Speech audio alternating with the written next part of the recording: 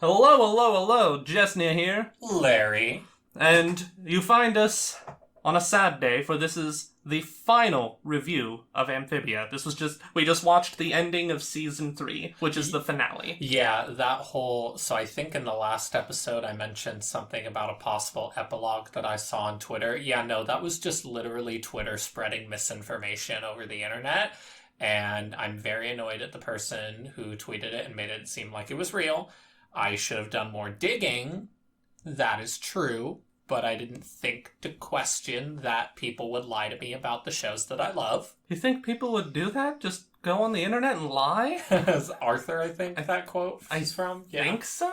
Yeah. But I think it's Buster. So as far as I'm aware, this is it. And I gotta say, I'm not really feeling it. Very mixed bag. Very, very mixed bag. Lot of,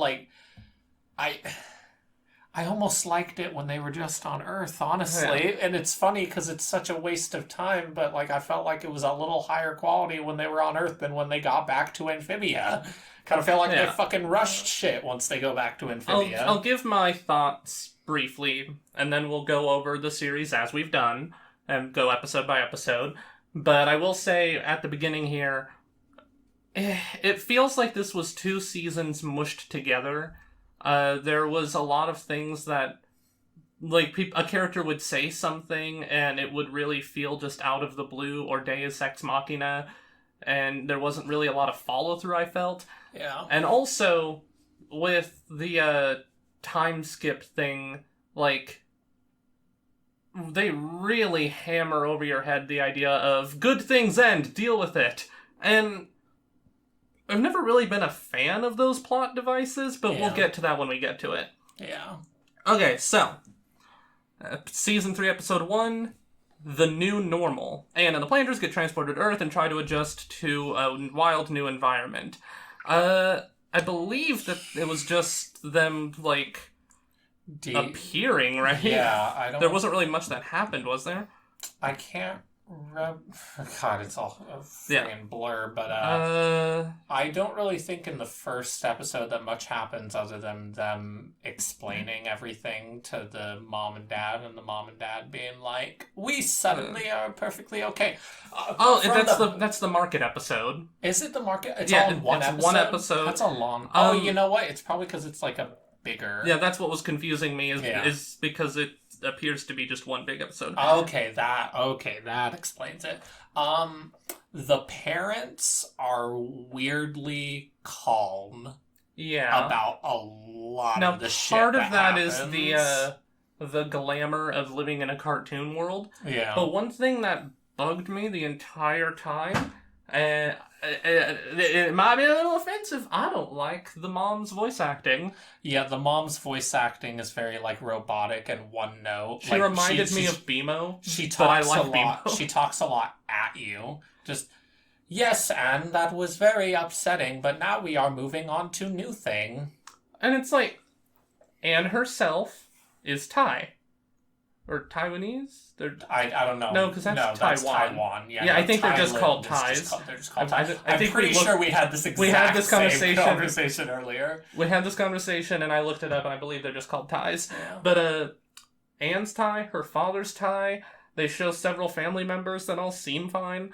So it's not about them being foreign, but there's something about her where I'm very aware she's reading a script. Yeah, there's not a lot of performance in the delivery, whereas the dad does a great job. Well, I really like Anne's dad. It's Anne, before you left, you seemed very immature, and I am happy to see how mature you are now. It's just feels very stilted, and I don't like it. But Dad was great. He had a lot of humorous one-liners in the early town episodes that were funny.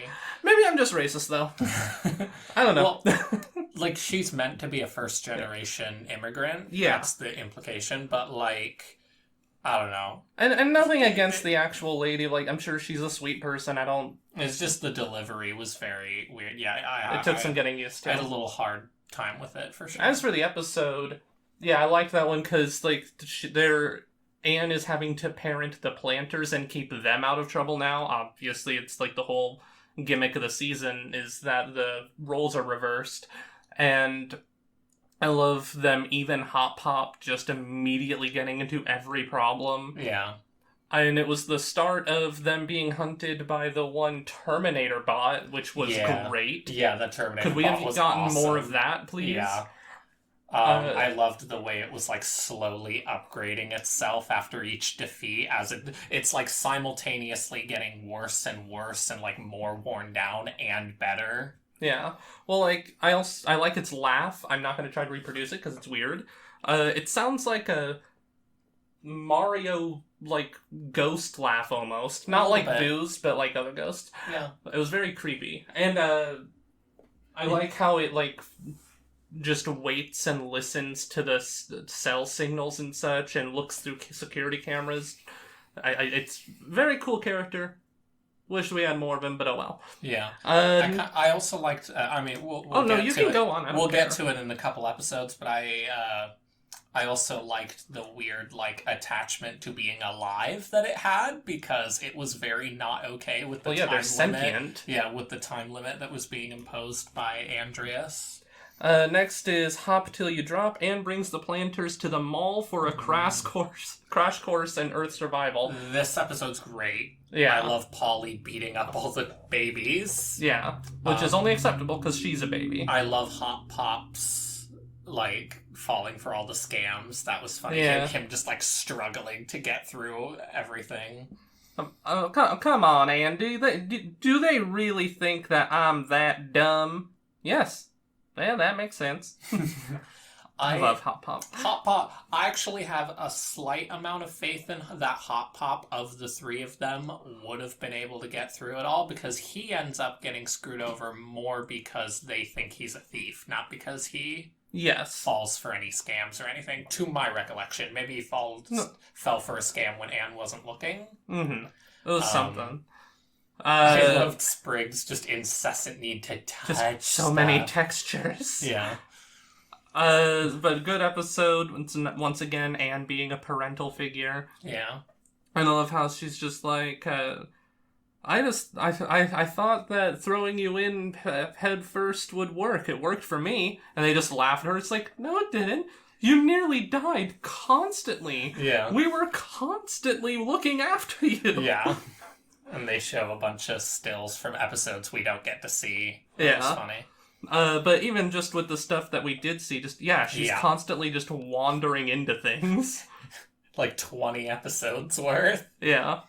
Next is Turning Point. Sasha and Grime escape from Andreas and hide out in Wartwood. He gets fat watching all the drama shows on her phone, because she also has a magic phone. I thought that was last season. Wasn't it that one? No, when he's all fat and tired, and I think you're right. That's when the one Sand Queen lady, whatever her name is, with the Wolverine claws, fights her. This one is when they have to they're currently fighting Andreas. They end up get thrown away, and they have to retreat to Wartwood. And then they raise an army to fend off the robots that are coming to follow them to burn Wartwood down, if I'm remembering right.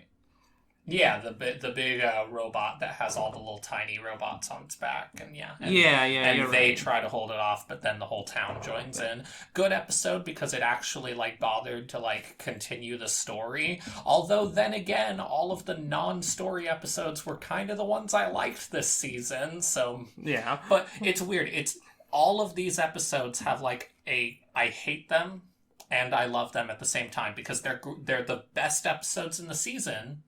But every single one of these screw-around episodes takes necessary time away from the story, especially by Season 3, direly necessary time. I already thought that Season 2 was kind of imbalanced, and it felt like we had so little of the story, despite the fact that 2 of the 3 seasons were done. But yeah, it just went crazy in Season 3. It felt like we got absolutely nothing until right at the last couple episodes. Yeah, we'll get to that.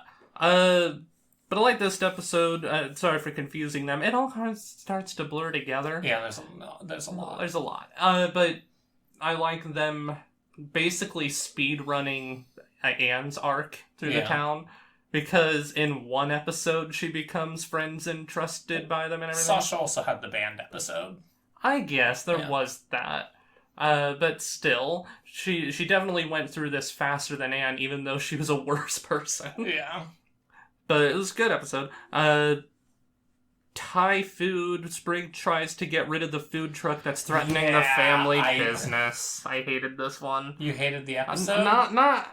I don't hate it. It's just the little pinprick at the end. Really, just that teeny little thing bothered you. So, like, the guy, if you'll recall, he wants to take their recipes on the road, Anne's family's recipes, because they own a Thai food shop, and they're like, nope, it's family only. And he's like, no, but I want to take it to the road. She's just really insistent.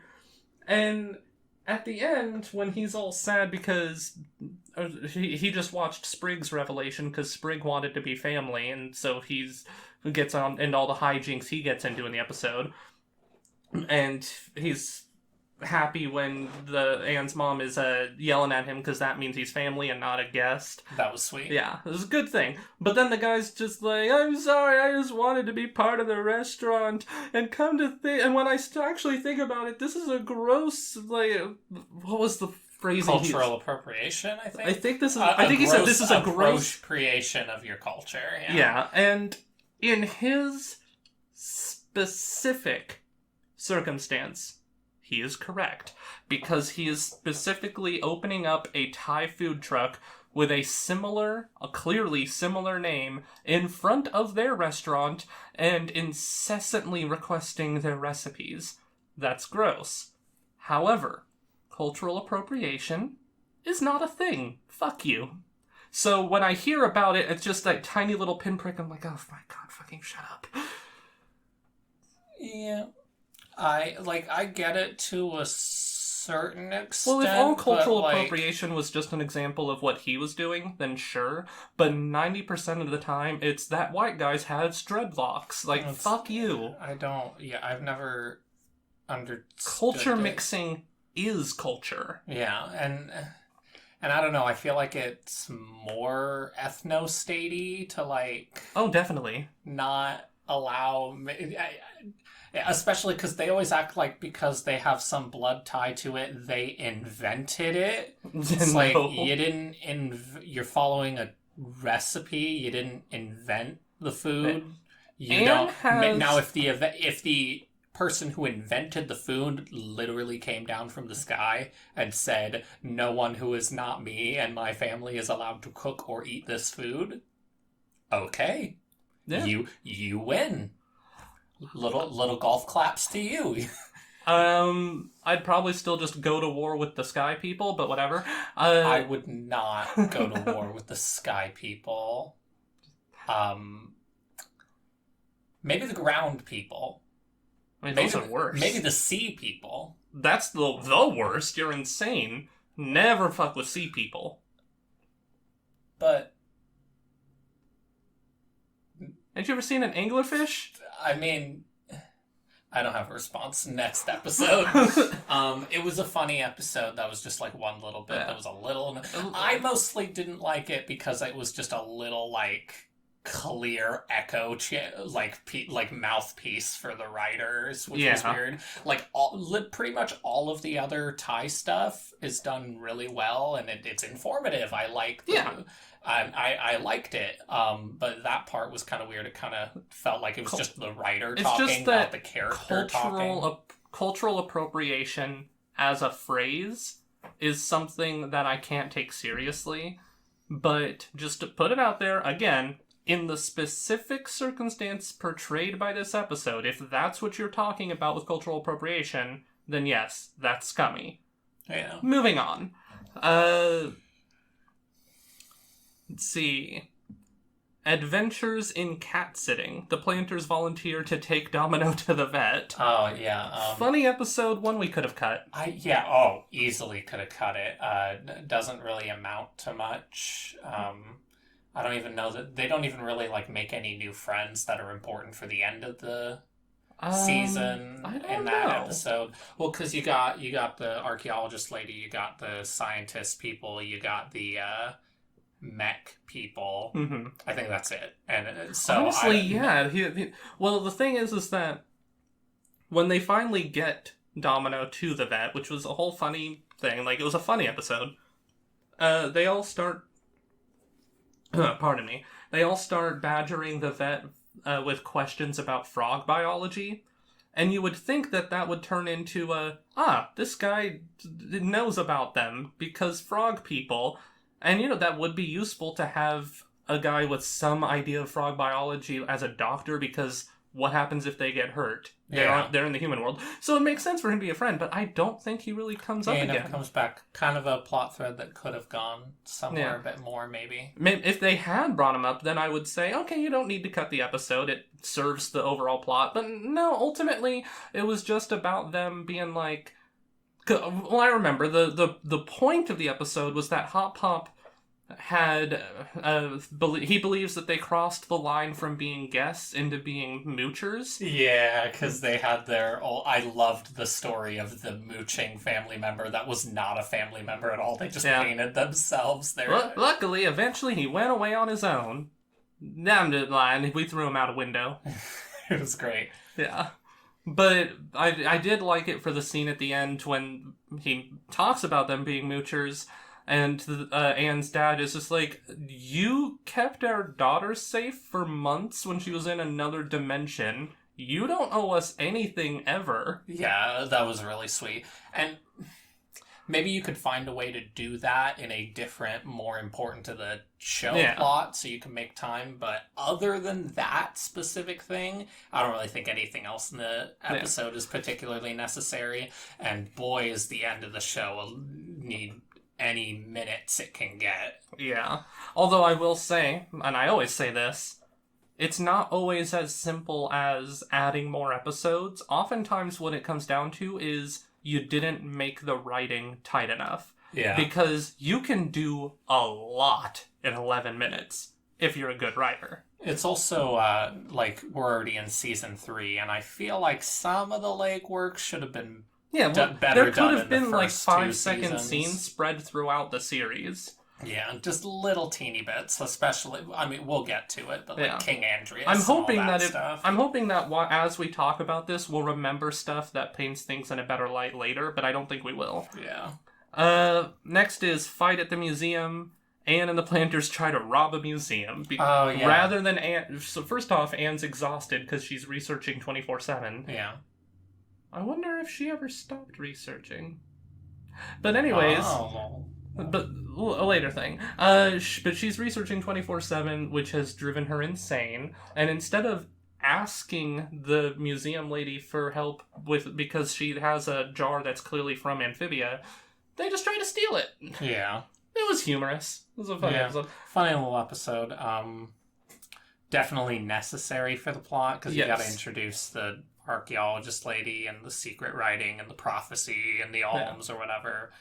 Also, it's not as Deus Exy as I was thinking because the plot had nothing to do with her getting back home, but it was useful for figuring stuff out once they were there. Yeah.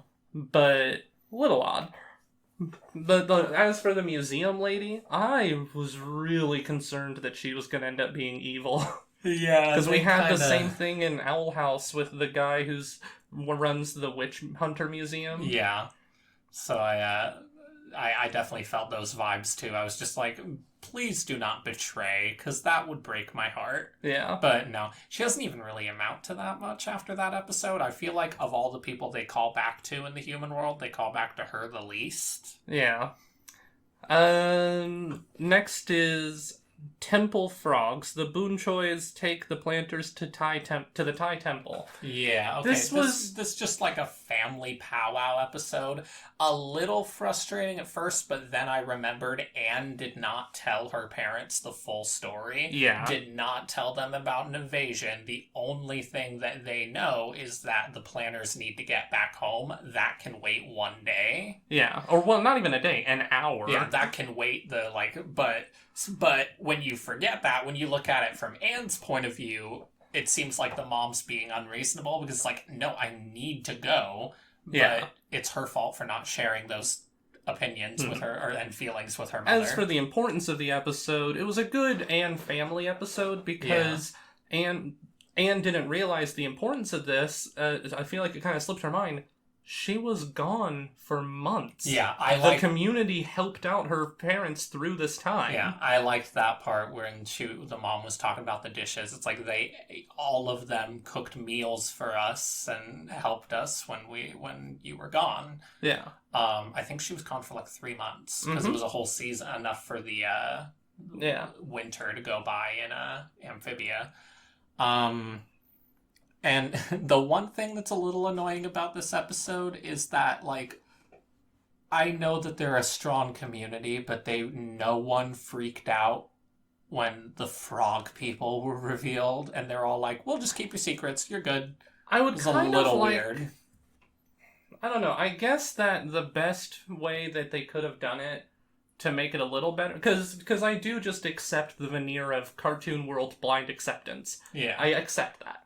But what would have made it go down a little easier is if they commented on their cultural beliefs, because in the show Ghost and Molly McGee, which you should watch, it's a good show, their grandma, or her grandma, knows about Scratch and doesn't think it's weird because in her culture, it's just like, yeah, ghosts, and you make like a little house for them, you give them snacks, just like, what, it's ghosts. Yeah, that was great. So yeah, it was a little weird how they did it. They were just kind of like, we'll pretend. It was a little schmaltzy, just like, whatever your secrets are, we'll keep them. We're family. Not annoying, but the schmaltz will get annoying very quickly. Yeah, this is probably the downside of Season 3. The whole series does this, but Season 3 really hammered it over my head. It's just, look, Anne, with family, you can friendship. But with friendship, you family. And if there's one thing I learned about family, it's that friendship and family, and it's just non-fucking stop. Yeah, we'll get to it, but yeah. Yeah, just in every episode, it just goes on, and it gets really annoying at this deep into the game. A lot of the charm is the thing that kind of let that slide in the early seasons, but like I felt like they were kind of toning down the charm and toning up the schmaltz, and it kind of made it a lot. It wore my patience very thin, especially once we're getting to the big climax of all of this story. We're getting to the big end, and we need answers. We need a lot to be delivered to us, and they just keep focusing on things that I do not care about. Well, it's like you talking about how we needed more time for other things, right? Well, and how I was saying how you don't necessarily need more episodes, you just need better scripting for the time you do have.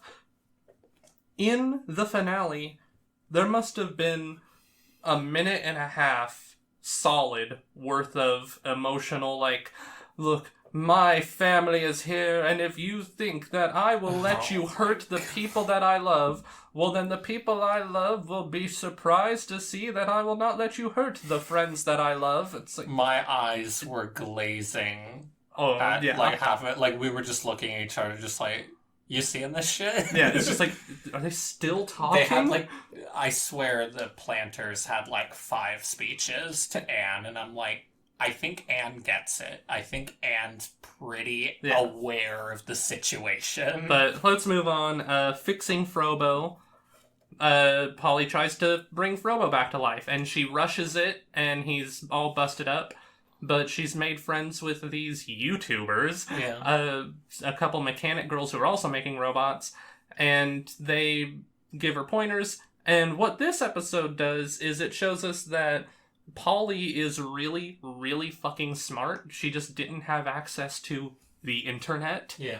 So this episode, I have a little bit of a problem with. So there was a little bit of wonky, silly, cartoony physics and stuff to things in the earlier 2 seasons. Yeah. But season 3 goes a little all over the place with all the stuff I'm just supposed to expect to immediately happen. Like Polly completely assembling Well, one Frobo, thing to like, remember... how does she even know how to use all this frog tech? Not all tech is built the same. It's like in the Independence Day. They explain it in deleted footage. That's a whole thing. But assuming that it wasn't from Roswell, how in the hell is this computer going to hack into a completely different alien system?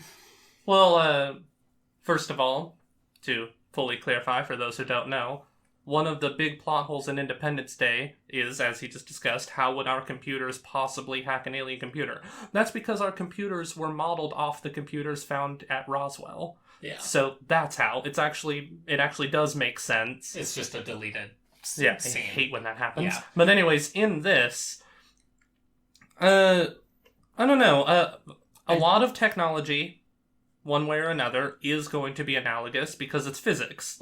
This is how you do this, so if someone else develops it, they're going to do it the same way. But, hold on. Yeah. So, as I was saying, Polly is very smart. I think this has actually been demonstrated earlier because although she is immature, she is very sentient for her age because she's just below toddler. Yeah. But she definitely is a genius, but she didn't have access to internet, so that wasn't really being tapped into. But something else to consider, how was she able to do this? I think that when given the tools, frogs are just really smart because the frog people are the ones who had the robots. Yeah. So not all of it is just her ability to build robots. It's how quickly she does, and she'll use school scraps to do it. And I'm like, okay. Well, that comes later, but well, in that episode, he fires a giant laser out of the washing machine parts. Mm-hmm. You're telling me all of these spare parts are not only compatible enough for just a basic exoskeleton of this thing, but all of these parts are able to make sure it uses its laser shit? Hold on. Those things were supplemental, but the laser parts were his original material. I feel like I remember it coming out of the non-Frobo parts. No, I mean, maybe, but the only thing I remember is lasers coming out of his actual, robot arms. Pretty sure he doesn't even have both arms. He had the one, but yeah. He had one, yeah. I'm pretty sure it's just one. But what he was a pile of scrap that she podged back together. Also, they imply, he needs a good amount of energy, and she takes the battery out of a kid's toy, and it powers him enough to go on a rampage. Well, no, there was a lot of technobabble, so I can't be sure of this. I think that he needed that toy battery as more of a spark thing. I don't think that was the full power source. But they were specifically saying the reason he wasn't working is because he doesn't have something strong enough to run. But he was already making lasers and shit and turning on that's what before the toy. So that spark analogy makes no sense. You don't need a spark for a fire that's already lit and making lasers. You kind of do, but there's multiple systems. The literal shooting a laser system probably need more power for that. But keeping his brain turned on, for instance, old cartridge games. A lot of them, at this point, it's been 40 years, the save data on them is gone now because their batteries ran out of power. A lot of old things like that need a little battery in them to keep everything running on a very low level, just to keep the data running. And that might be what he needs, is he needs a small thing that's got his systems going, but he needs real power to actually run his body. And I think that you can't have one without, you can do the one without the other, but you can't do the other without the one. Maybe. I don't know. But a lot of it was technobabble. It was just a little weird to me that she put the teeny little toy battery, and it was And Yeah. I also don't know how think his lasers work. I don't think that separation, like, even if that makes sense to you, I don't think the show in any way implied that. I don't think there was any, like, little teeny for the most part, inkling I to just that. let that wash over me. I've already had to... Hold on. I have already had to accept a phone running for, like, 3 weeks without being charged, and then being given 9,000% battery life. For some reason, that didn't annoy me as much as her, like, robotics stuff. Especially because... This like, bothers me less than the phone. Builds... I swear she, like, builds him out of scrap in, like, 5 seconds in the finale. Like, literally, like, a minute passes and he's freaking, I am now Voltron. Yeah. Well, I mean, it's the same thing with, like, Iron Man and shit. Like, when you have genius characters like that and they're building, like, a robot or whatever, it's... You know, Polly built this in a cave with scraps. I don't know. There's an implied time for Iron Man to build a suit. Sure, but even if you gave her 100 years, she's not going to turn scraps in a school closet into a fully functioning killer robot. I know, but he had reason to Well, reason's not the thing. It's about ability. Like, I've already accepted she can build a killer robot. What I'm saying is his is not as jumpy and, like, hard to believe as hers. All he did was replicate the thing he had already built. And they were specifically giving all of the scrap Stark Tech parts for it. And so... Okay, but Iron Man's not a cartoon. Yeah. They follow their own set of, like, bullshit physics and whatnot, but Amphibia's a cartoon, and they do stuff like this throughout the entire series. I feel like it's mostly the crazy stuff in here, but I grow tulips. Okay, that is fair. We never saw Tulip Guy again. No, we didn't. Or at least if we did, he was silent. He never shows up. That rat bastard must have stole all their money and ran. No, he's right there. Well, no, that shows everyone. Well, yeah, but but he doesn't show up as in he's not a member of the... Don't you think he would have been a really fucking useful member? Maybe he's only good at growing tulips and building a house. Build a house around the enemies. What was this, the gumball thing? Yeah. I will build a house around you with no doors. Yeah. But you know, Your Honor, I offer to the... I accepted. No objection. The evidence is accepted. It's kinda like how Child Leia seems weird to me, but Child Anakin seems fine. I don't know. So, you're correct that they're both stupid, but something about Anakin... He was, stupid too, don't get me wrong, but the robotics part did not annoy me. But the talking like a 70-year-old... I keep doubling the age every time I say it. Talking like a complete mature adult with Leia. Yeah, that is a whole nother can of worms. So let's just move on with, we'll agree that I'm right. You're... Are you right in almost every single way? Yes. But are you right to me? Also yes. Next is Anne's Terminator. Dangerous enemy finally locates Anne in the place. Just the robot chases them. I think this can't be the one where he dies. Yeah. Is it? Wow. Yeah, I guess because the next is Mr. X. Yeah. All right. This episode's just the one where he dies. Like I said, Andreas threatens to just blow him up if he doesn't do it right. So in the beginning of the season, Andreas treats it kind of like a stealth mission. Yeah. Kind of completely ignores that as it goes, because you have now just ensured that this robot is going to act very rashly, and also it's going to be a big boom in the middle of a random city. Yeah. Well, so for the robot, I can... no sense. It's more forgivable, but we'll get to the more unforgivable example. Yeah, so here's the layers. The core is telling him to hurry the fuck up. Yeah. And as for the robot... Pardon me, his instruction was, don't be seen. that does not mean don't explode in a way the humans will discover.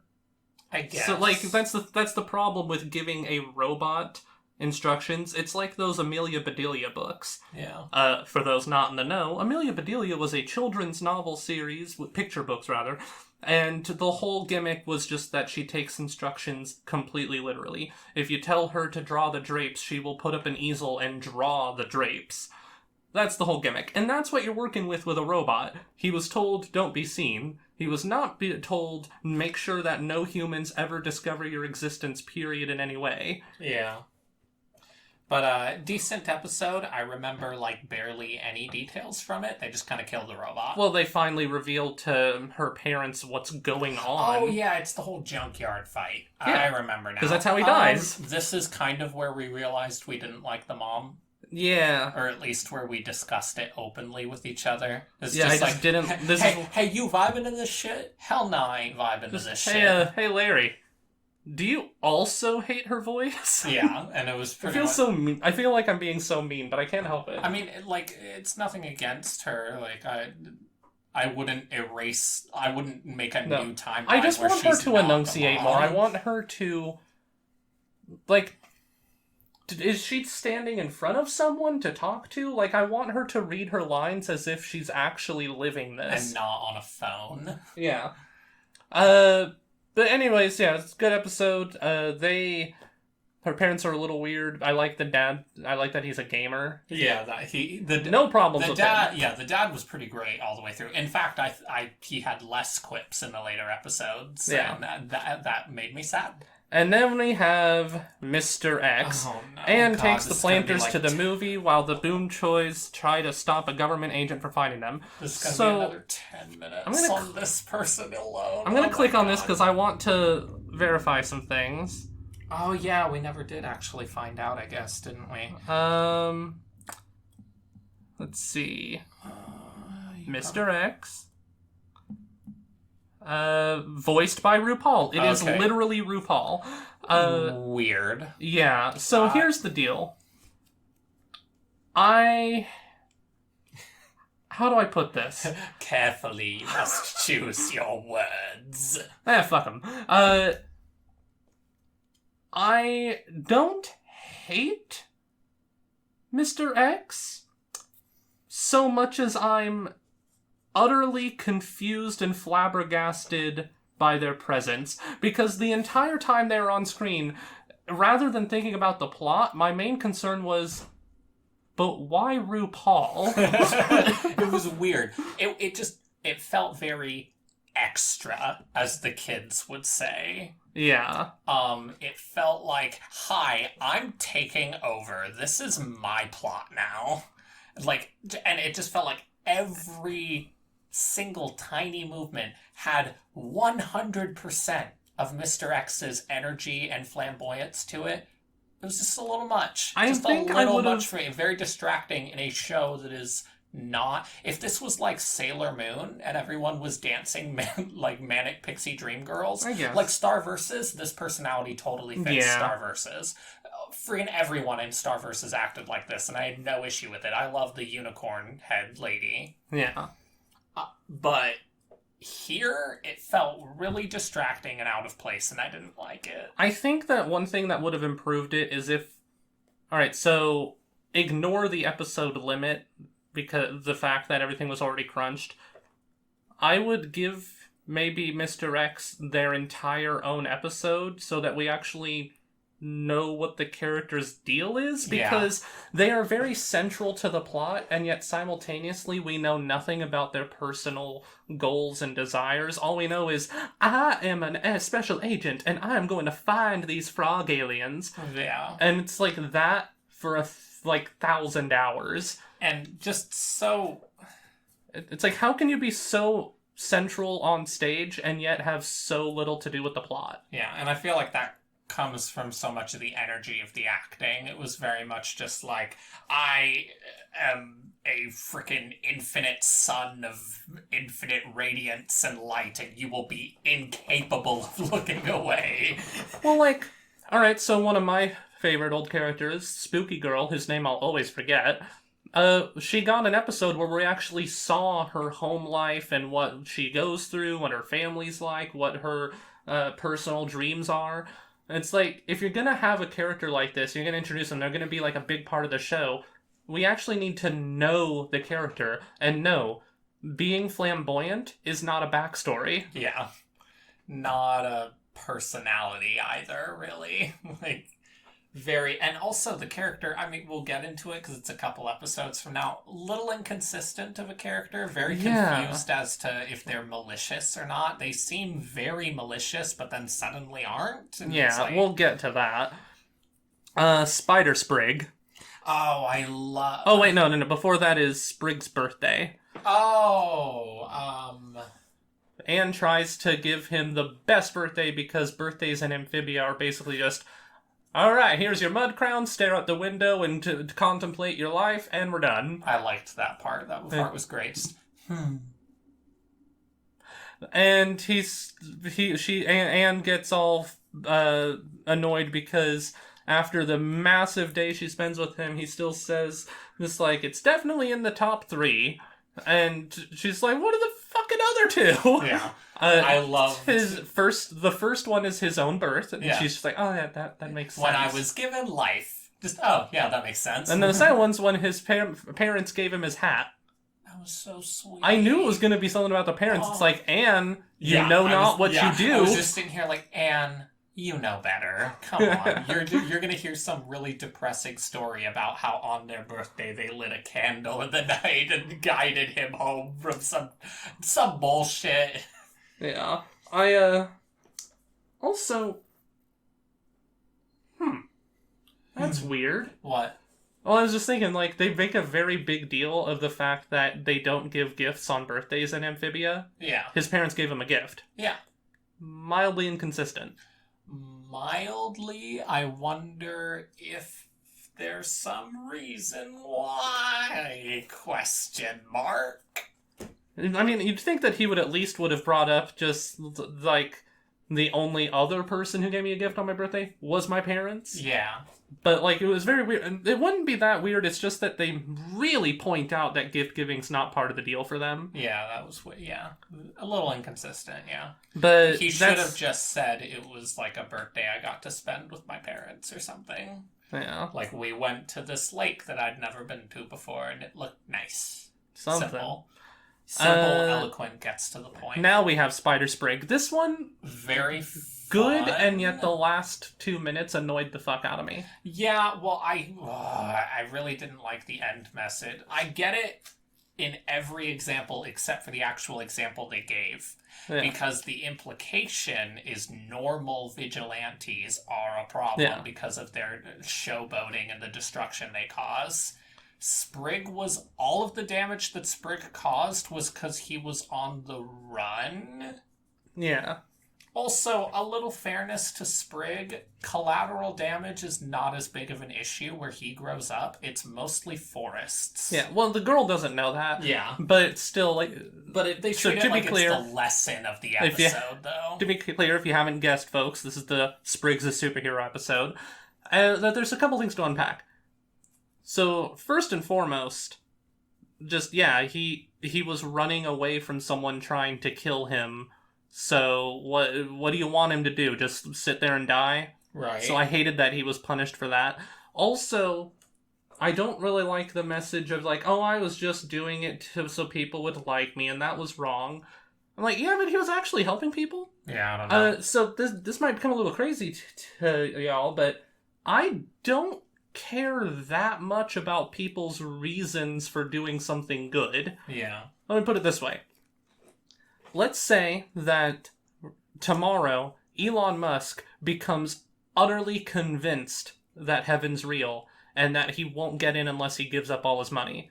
And so, that day, he donates his entire fortune to charity. Now, the only reason he did this was so he can get into heaven. Helven sounds pretty metal. Yeah. The only reason he did this is so that he could get into heaven, which is selfish. He also donated his entire fortune to charity, so I don't give a shit. Yeah. I also feel like, I don't know, maybe people who believe in like souls and stuff can have a different view, but I also feel like that's what everyone does. They just mask it. It's just so ingrained into who you are as a being. It's literally like breathing. You literally don't actively think about it, but your brain knows, do good things for people I like, get reward. Your brain is taught that good things yields reward. It's just it's weird like, to me. Even in the ways that you don't think of it, folks. All right, let me put it this way. Here's another thing. Even if you're someone who's just like, nah, I just like helping people. I don't want no money. I just like doing it for the satisfaction of doing it. Well, no, they're right there. You like doing it for the satisfaction of doing it. Even if it's just a dopamine hit, in your head, you're being given this like self-importance of like, oh, I did a good thing. Even if nobody knows I did it, I know. And that will get me through the day. Yeah. I'm not saying you're bad if that's the way you think. Don't get me wrong. I'm just saying that there's no real way to escape the inherent self-serving nature of human interactions. Yeah, so it's annoying to like punish people just because they want to do it because it makes them feel good. Like, who cares? But whatever. Mildly annoying episode ending, but the rest of it was fine. Was really adorable as Frog Boy. And I liked how the grandpa was Dog Hawk. Yeah, that was funny.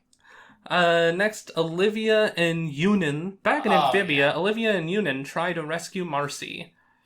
Olivia and Yunin, kind of a weird partnership that doesn't really have much exploration, and it's kind of weird how they kind of treat it like it's a bigger deal at the end than it actually is. But that's my only thoughts on that. They barely interact. Yeah. The problem is, I think that maybe the show just has too big of a cast. Yeah, to a certain extent. I don't know. I feel like it's not so much a cast issue so much as they take too many episodes focus on the planters and Anne doing shit. Because, like, even if you ignore the human town episodes in this season, they had like 20 different episodes throughout season 1 and 2 where the whole family's learning basically the same lesson over and over again. You could have cut a few of those to give room to the Marcy side of everything, everyone at the kingdom, because I feel like everyone in Sasha's camp gets good development. Everyone in Anne's camp gets good development, but everyone on Team Marcy does not get very good development. And I feel like you could have had a better balance there, because Sasha only had a couple episodes with her camp, and they all did really well. So, I don't know. I think that another thing is, and this is what it's always going to come back to me, priority is less about episode number and more about episode planning. In all the episodes that take place in the castle, now and there you could have thrown in a 5-second interaction between Olivia and Yunin, and then you would have built up their relationship a little better. It's all about just not wasting time. Like, all the times that they had a friendship and family and love speech, cut that shit out and just add a few seconds of interaction between some of these side characters who desperately need the development. Yeah. And you build that up over 3 seasons, you got your character development. Yeah. And now... And then we get to the best part of this season at the end of this episode, because at the end of this episode is when Marcy gets assimilated into the core, and it's pretty fucking cool. Is great. Another problem with the show, though, because I don't feel like we see enough of her. Yeah. I don't feel like she does much. Yeah, a little sad. But what's funny to me, though, is... when I hear Darcy, I think married with children. Yeah. I think... the neighbor, when she remarries, she marries someone named something Darcy. His name's Mr. Darcy. And so that becomes her last name. The problem is her first name is Marcy. Marcy Darcy. Yeah. Yes. I did not think of that. What I thought of was how in the Aspen episode of South Park, the bully character keeps calling Stan Marsh Stan Darsh. So the whole time I was just thinking like his voice going like Darcy. Yeah. Great character though. Move on. The core in general is so scary and should have had way more development before the Marcy assimilation. Yeah. Definitely should have been some stuff. Hollywood Hop Pop. He wants to make him good in Hollywood. This old man who looks like him gives him his spot in line. Hop Pop makes it big, and then Mr. X gets on his tail.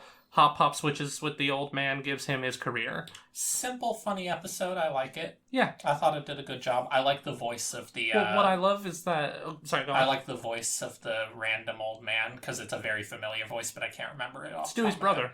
Is it Stewie's brother? Yeah! God. Bertram. Yeah. You ever see that twinkle in the fat man's eye? That's me, plotting my escape. Yeah. It's that funny, guy. It's funny how his voice can sound so, like, snickering evil, and yet so adorable in other roles, and it's the same Well, voice. he's an old man. Yeah. I like the episode because Hop Pop gets to fully realize his dream of being an actor. Yeah. And then he gives it up. I love the commercial being based pretty much entirely on his catchphrase. What? Say what? Yeah, once they pointed that out, I'm like, oh my god, I'm gonna notice it every time now. Yeah. And I did. It was pretty great. But good episode. Next is If You Give a Frog a Cookie. Anne trusts a questionable scientist who may have found a way to get them to Amphibia. Alright, so this one, the title and the description don't seem to match that well, but it's the one with the crazy scientist, but the moral plot of it is that the planters are using guilt trip tactics to get Anne to help them. Yeah. And she's like, look, knock it the fuck off. Yeah. And they're like, we're sorry. Yeah. There's the episode. Crazy doctor lady. Weird. And her assistant Sadie from Steven Universe. Yeah, the assistant was nice. Knew pretty immediately that was going to be like she's going to betray the doctor. She was and too help specific them. of a character. Yeah. Interestingly weird thing about this, they keep opening the portal, but they only... So are they just trying to match the frequency of the blue energy? I think they're connecting to it. Okay. So... Yeah, so as long as the gems are active, they can hone in on that and form a connection to it, and that's what they're feeding on. So that's what you think it... Oh, they do imply Anne's powering the portal, too, to a certain extent. When she makes it bigger. She does, but the way they discovered it in the first place was when they first used the music box, it surged through there and made a portal. So you think that they wouldn't be able to replicate it? Maybe given time they could make a new portal, but not based off that. Yeah. Given that it's the multiverse, they'll find some other way to multiverse that's travel. why I don't like the 10-year skip ahead, but let's go on. Well, if they get... Maybe if we're lucky, it's layered multiverse, and we can get an alternate timeline if Owl House gets involved. Yeah. And if Owl House breaches into that reality, maybe they can alternate how time goes, and they can have another adventure or something. I don't know, but we'll get to that. It was a fine episode. Whatever they wanted to murder, she wanted to dissect the kids. Oh yeah, because it's like a kids' science place. Yeah. But next episode, Froggy Little Christmas. Oh yeah, the Christmas special. Very strange. Rebecca Sugar's a great songwriter. She sings all throughout. She literally just mumbles about how great holidays are, and I'm like, yeah, it's pretty good. Yeah.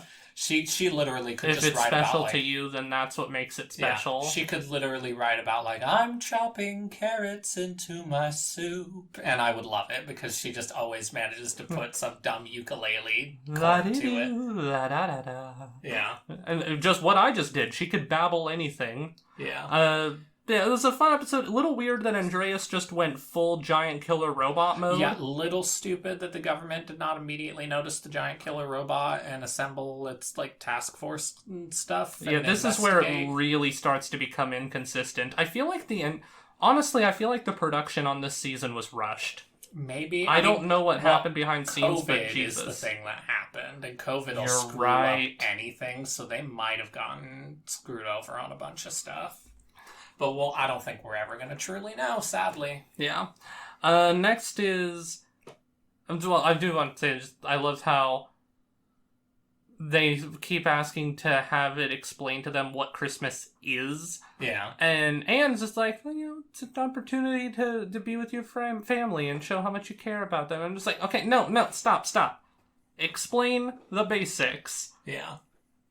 Just Santa Claus. Presents. I liked when the one historian lady tells them the entire story of Christmas My from solution? the get-go. Show them the stop-motion Rudolph Christmas movies. Those are literally about the origin of Christmas and what it's about. Show them those films and they'll get it. Yeah. It's not that hard.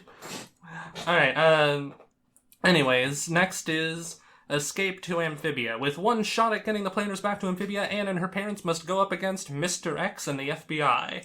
And this is when they open the portal we were talking about. Yeah, they open the portal. They all team up as a team with all of the friends they made in the previous episodes to free the planners because the FBI has them. And then they open a portal and they go through.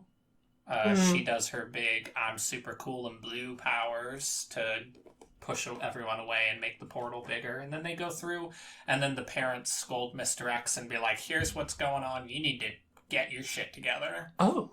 Yeah. Yeah. It's fine. The next time we see Mr. X, he's just on board, and I think that's a misstep. Again, if you're gonna have this central and flamboyant of a character just in your face, we need to actually see their development. Yeah, because in this episode, he's like, super happily joking about like dissection and stuff, like does not care, like it's whatever. This is when I started to feel like the season was starting to get a little weak, but I was praying that it gets better once they go to Amphibia. Next, Commander Anne. Anne is made the leader of the Wartwood Resistance, even though she's not good at the job. I like this because Anne didn't want to become power crazy again, and was not Anne. Sasha, Sasha doesn't want to become power crazy again, so she cedes power to Anne, and Anne's like, "The fuck are you? I don't know what I'm doing." Yeah. Then they work it out, but it's a partnership though, and everything's much better. Friendly reminder that Sasha's the most developed character aside from Anne, and kind of wish they gave more to Marcy. I know she has a lot in season 2, but I don't know. I think maybe it should have just been a 4-season show. Maybe that's just me. Maybe the season should have been longer. I don't know. Don't ask me. I would have liked more more Marcy and Andreas scenes. That would have been neat. We should have had more of that because they have a relationship clearly. Well, that's just a huge problem, is how underdeveloped Andreas is until like the second half of the season. Yeah. We know pretty much absolutely nothing about him until we literally need to know it.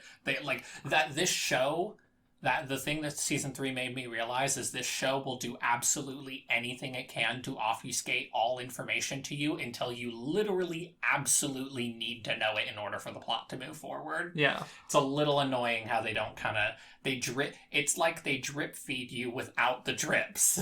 Yeah. Also, I guess we can talk about now, because now that Anne and Sasha are back together and they're talking about things, this would be about when they first talk about Marcy. I would like to point out a thing. Was it wrong of Marcy to lie to them and try to help King Andreas with his weird interdimensional shit? Yes, that was wrong. However, they are mad at her because she purposefully brought them to Amphibia in the first place. But here's a little question-rooney-dooney. How in the world would Marcy have ever fucking in a million years imagined that the music box would actually be magic and take them to a frogland? In fairness, they all magically, quickly accept the frog people are real. Still, there just is no magic presently. Oh my god, there's a plot point. Who gave her the book? Oh yeah, maybe they never... I thought that was going to come up, but that never came up, because someone, just so happens to drop the book as they're walking and we don't see their face. You know what? With all these half-finished plot lines, and stuff coming out of nowhere, I'm gonna go ahead and say I think shit was cut from this. Maybe we'll have to look into it. Yeah, well, obviously there's only this. so much we can do. We record this pretty much right after we finish the season.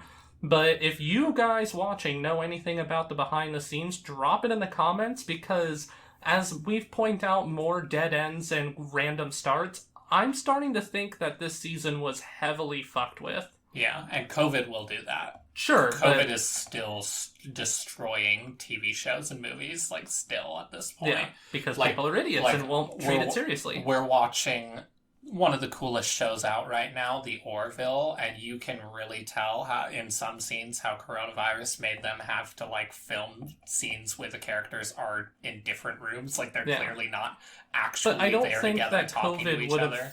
I don't think COVID would have fucked the literal plot of the show, though, because you don't have to be in the same room as someone to do voice acting. Well, it might have made Disney want more, because of how long they have to wait for everything to finish, it might have made Disney want more quick, easy, replayable episodes rather than story episodes. Maybe. Because that's the thing that always screws over the shows, is that the companies always want replayable, episodic,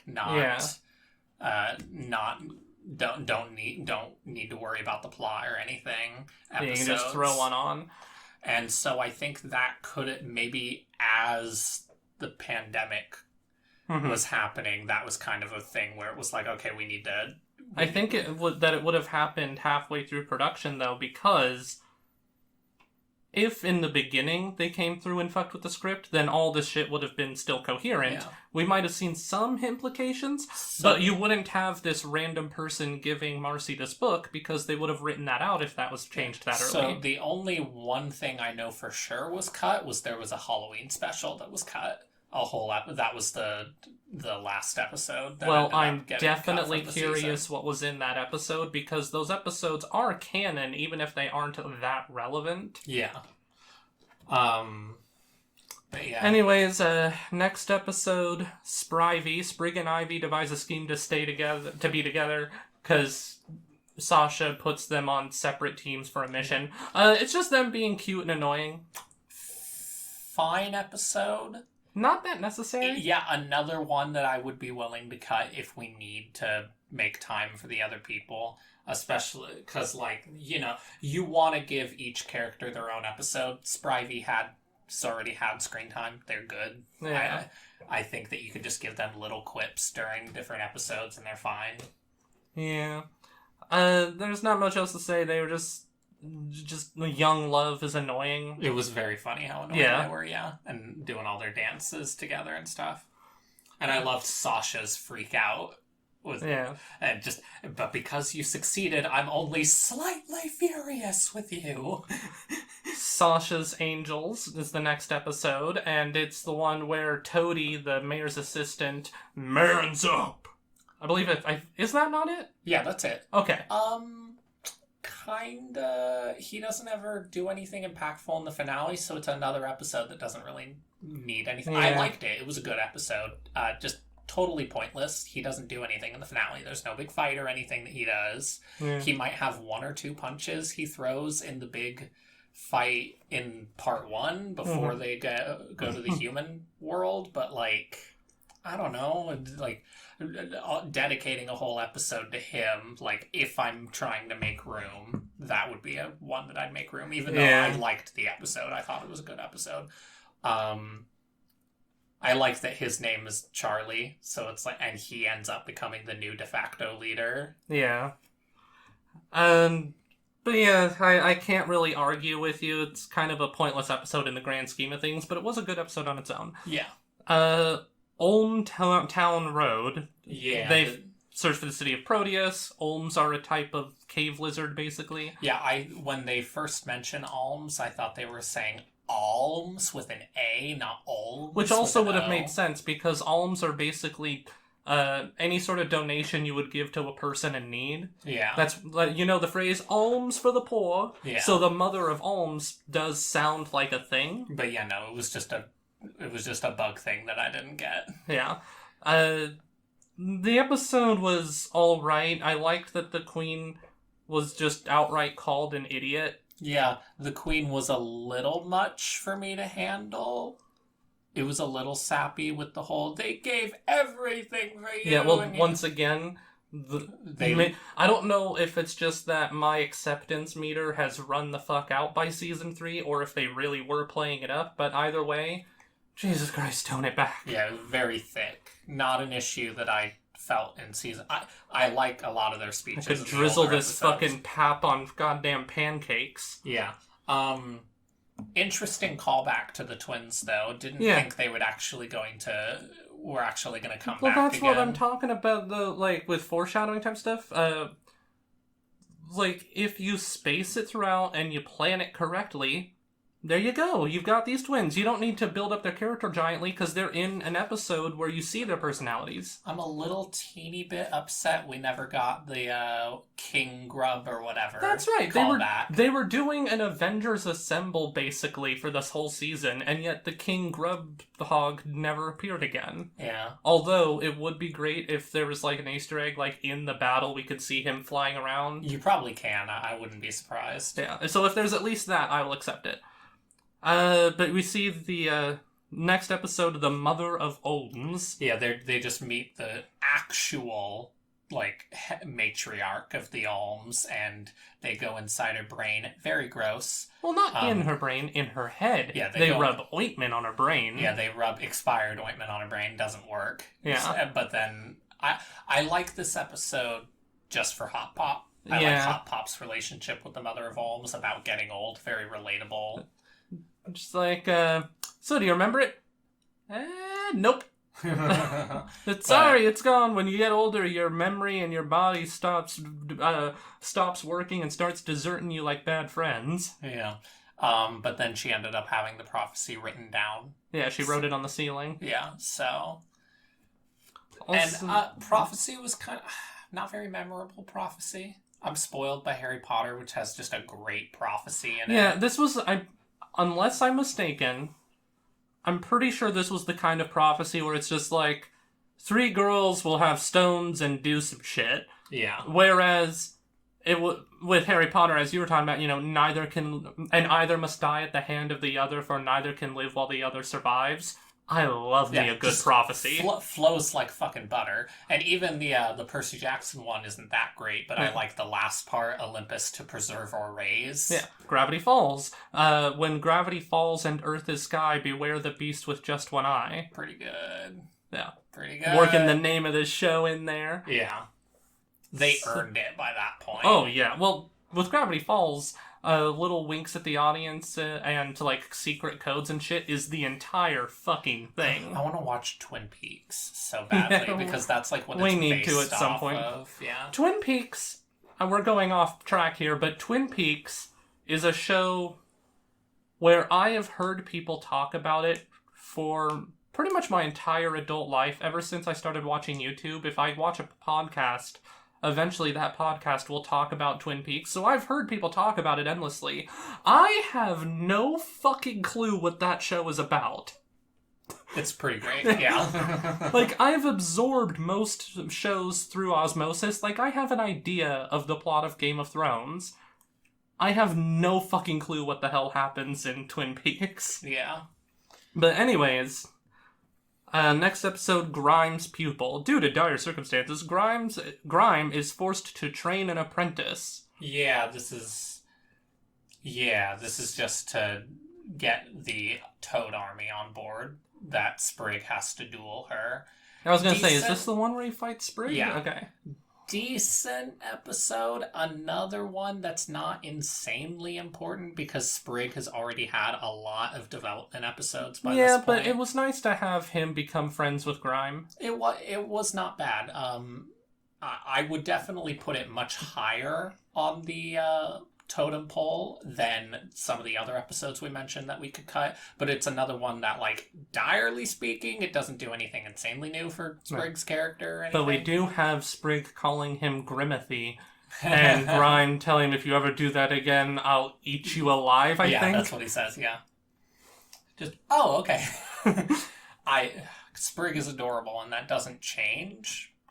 in season 3. I just ended up not caring as much about it, which is kind of sad. Yeah. His adorableness kind of got overshadowed by my It's issues. not his fault. It's just that they traded schmaltz for soul. Yeah, there was so much like charm and just like childish giddiness to the originals, and that's still kind of present in the human episodes. And I'm willing to sacrifice that to a certain extent for the serious stuff. I am not willing to sacrifice that for a bunch of sappy bullshit. Well, what's fun about the charm as opposed to the schmaltz is that, how do I put this?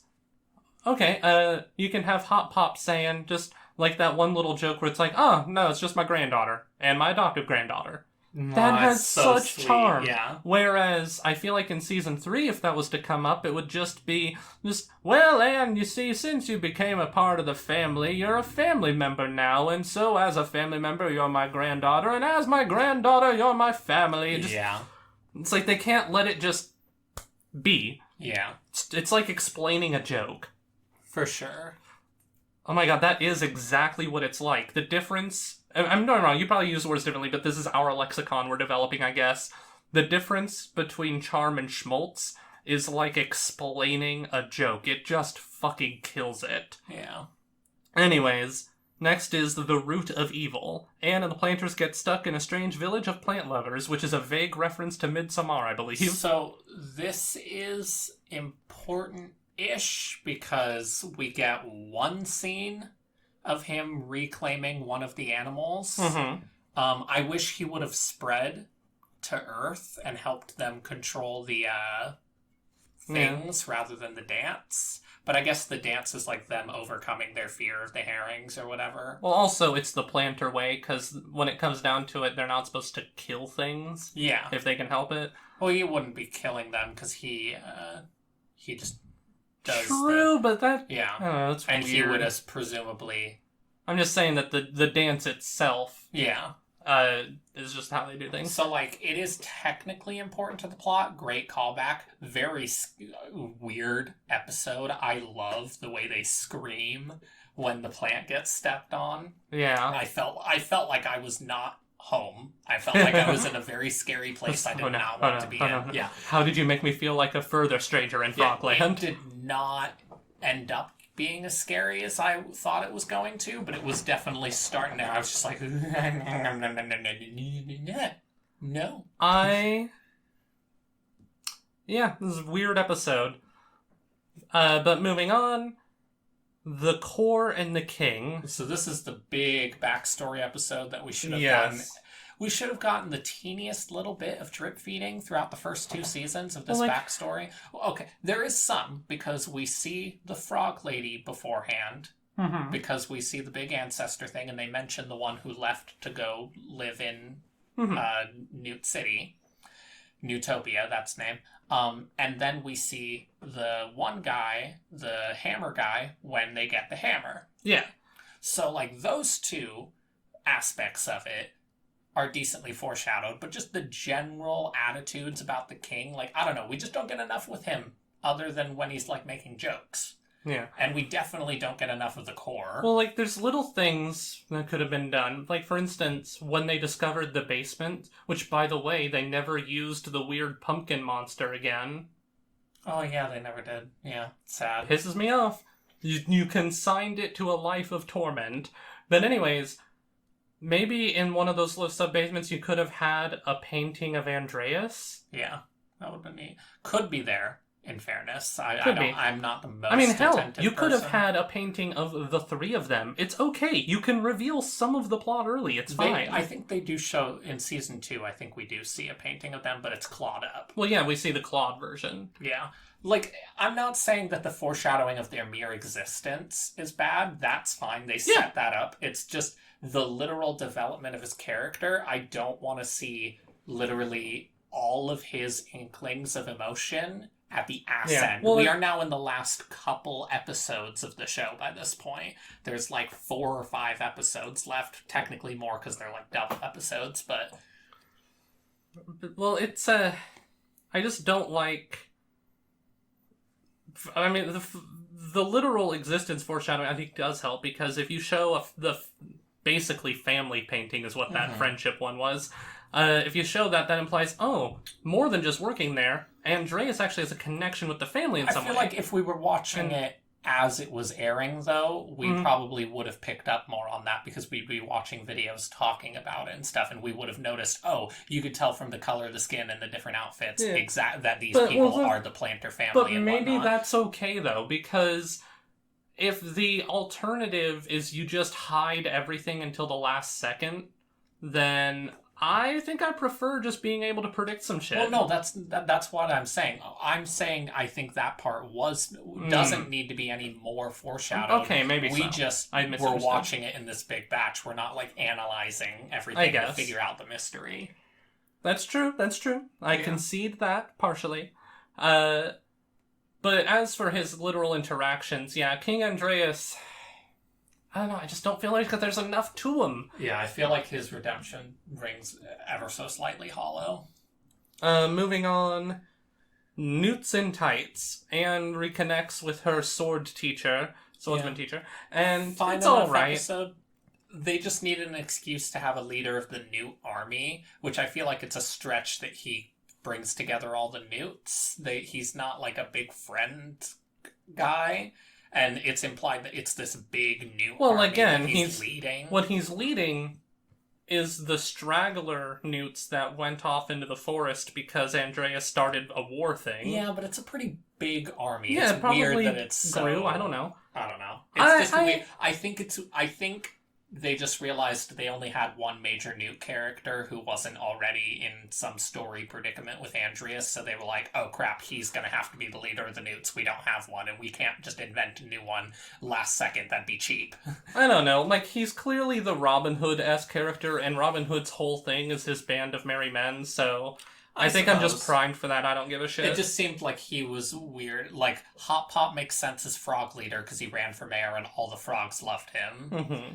And the Toad Lady makes sense as the Toad leader. So he was just, to me, a weird choice as the Newt leader, but like, when you don't have very many Newts, what can you do? I don't know. Didn't bother me. Next is... Your face does bother me. How does that feel? Hurtful. Yeah. Feel it. I mildly like him actually becoming friends with people and not just using them, but that was fine. Kind of a needed and obvious plot device, so like whatever. Yeah. But anyways, Fight or Flight is next. Anne tries to rescue an old friend. It's a... the one with the cat. God, what's his Domino name? 2. Domino 2. It's Domino kind of 2 funny. remembers her. It's kind of funny how it literally just tramples on the message of the first episode Domino 2 shows up, because the first episode with Domino 2 is an important episode for people who want to like make friends with deer and stuff. Yeah. Or the man who befriended the bears and stuff. Well, it's one thing is... wild animals are different from domesticated animals, especially if you go to like lizards. That's even an even further layer. But I would offer this as a rebuttal. For one, Domino 2 is just a big cat. I've always said about our cat, and just all house cats, if they were the size of lions, they would kill us. Oh, for sure. The only thing making them not kill us is their size. And it's not because they're just filled with just like hatred for us, but instincts will take over on a whim. And just like, I appear to have killed my owner. Oh, well. Yeah.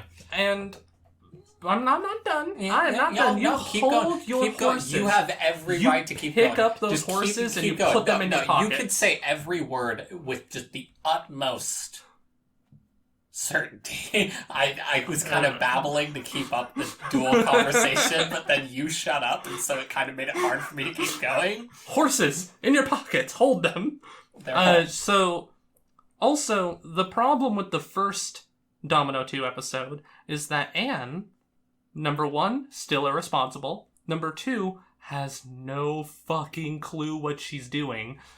In this episode, Anne is responsible and does know what she's doing. Also, she initially was not, let's get Domino 2 back and have her live in the house and be a pet. Initially, the plan was, Domino 2's in trouble, we need to help it. And with the kittens, they were just supposed to be looking after them until they got Domino two back and rescued her. It was not until rescuing them that Anne realized, holy shit, it remembers me. And then they do all the other stuff about how it's like the pack leader. Yeah. There's a different dynamic. There's different factors to consider. I don't know. I just think it was funny given the entire point of the lesson of the first episode. I just think it's funny. Even if you think it's fine, I think it's funny that they just immediately trample on that message. I had something else to say on the matter, and I totally was it about forgot. horses? Oh, no. Okay. So, it actually makes sense that they'd be able to domesticate them now because of the planner family dance. It works on the herrings, which are way more vicious wild animals. Kind of OP. Well, it's about, like, dazzling nature. Yeah, it's just weird. They make it weirdly OP towards the end of the show. Like, they just use it to, like, get away from a couple, like, lion so here's the things. thing. I haven't seen it done with lions, but with deer, at least, wild animal, I have seen at least one video of a guy laying on his back and bicycle pedaling in the air in order to get deer to come over to him. That's funny. And that sounds very cute. Because, from my understanding of it, by doing this completely bizarre behavior, you are removing from the deer's mind that you are a threat. Yeah, that makes sense. But so, just because I have actually seen an example in real life of a person dazzling a wild animal with bullshit, I'm primed to just accept this. Well, when someone does that to a dragon, we'll talk. I'm just saying, you take cartoon logic by itself, a little weird. Take cartoon logic on top of the actual example. I will take cartoon logic. It's a little acceptable now. I will take cartoon logic, and I will shove its head into a boiling pot. Okay. You alright, bro? No. It's too fucking hot in here. Climate change is real. Someone please save us. It's the fucking... The microplastics in my body are boiling. Yeah, it is really hot in here. I debated turning on my fan because it's pretty quiet, but it's basically a coin flip on if I want to fuck with the recording. We're already close to the end. I don't think I'm going to go another hour on the finale, so I'm fine. But yeah, I've been boiling alive for an hour and 20 minutes. You know what makes me want? I want to bake a pizza. Oh, I do want a pizza. Yeah. I mean, I don't want to eat like a whole pizza, but like a dollar pizza. That'd be nice. Next is, let's see, the Three Armies. Oh, yeah. Anne and Sasha must convince the frogs, newts, and toads to work together.